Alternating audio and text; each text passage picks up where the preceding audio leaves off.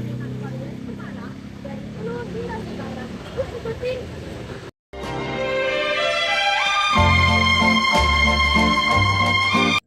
Sekolah Koryesu adalah salah satu institusi pendidikan terkenal yang ada di Kota Malang, Jawa Timur, yang awal berdirinya dimulai dengan kedatangan 3 suster usulin Belanda di Malang pada tahun 1900.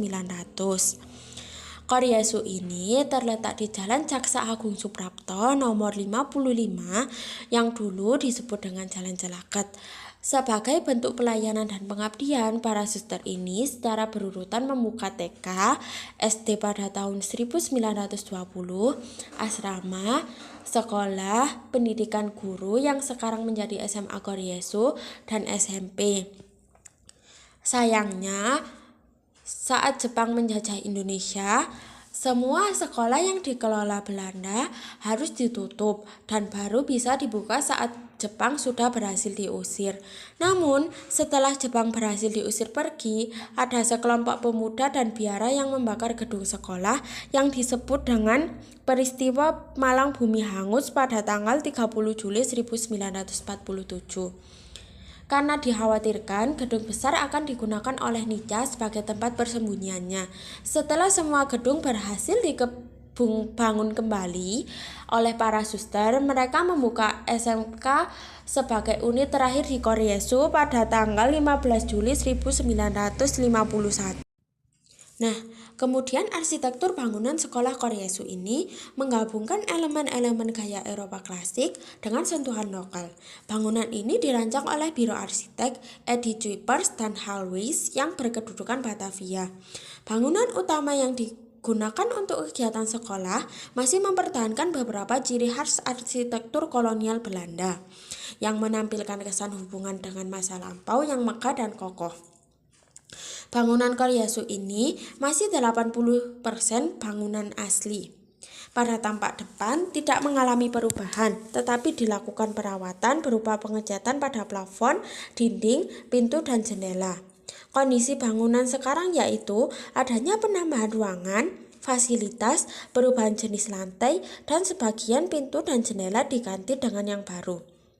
Ada 2 gerbang utama di bangunan ini. Pintu sebelah selatan di atas pintu masuk tertulis SMAK Koryesu yang merupakan akses utama untuk siswa SMAK Koryesu melakukan kegiatan, sedangkan pintu sebelah utara disebut Biara Usulin.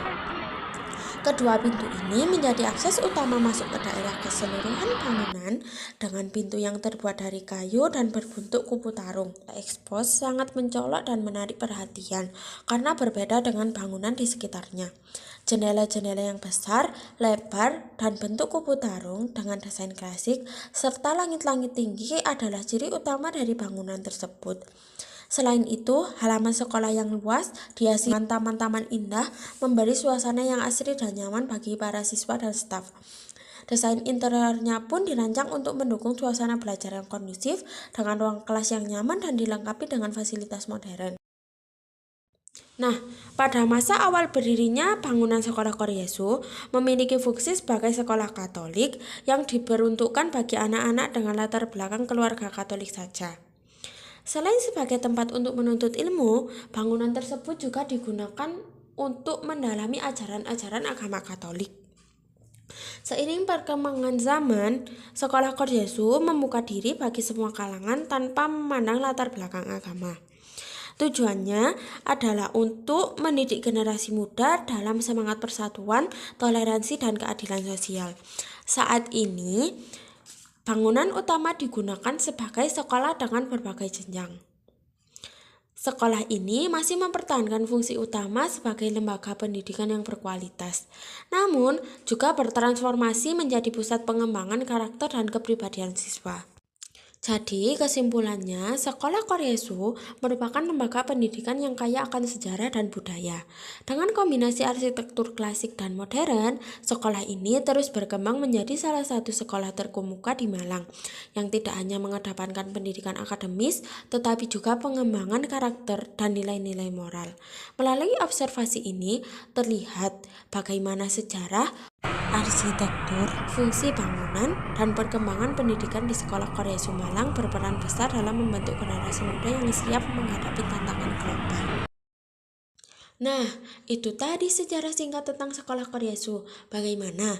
Kalian suka nggak? Semoga bisa menambah wawasan kalian ya. Sampai jumpa lagi. Wassalamualaikum warahmatullahi wabarakatuh.